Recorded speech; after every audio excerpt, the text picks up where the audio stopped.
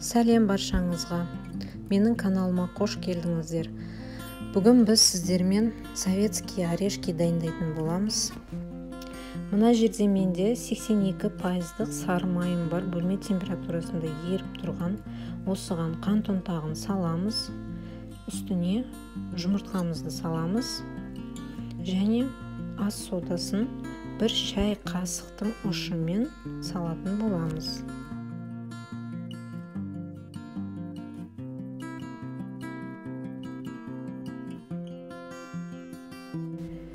Лимонның согын сығамыз және бір келкі болғанша араластырып аламыз.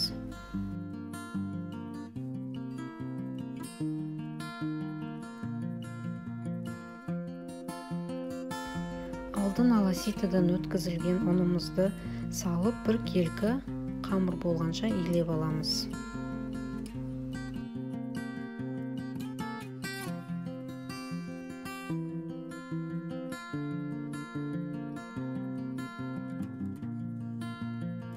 Менің орешницам кішкентай болғандықтан 4 граммнан осылай бөліп алдым. Осылай домалақтап аламыз бәрін.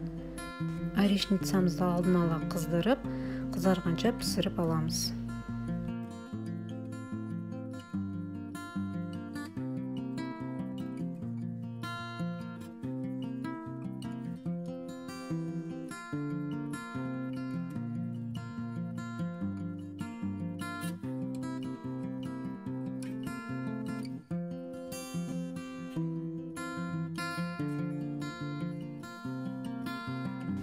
Арасына кез келген вареная сгущенка салсаңыздар болады.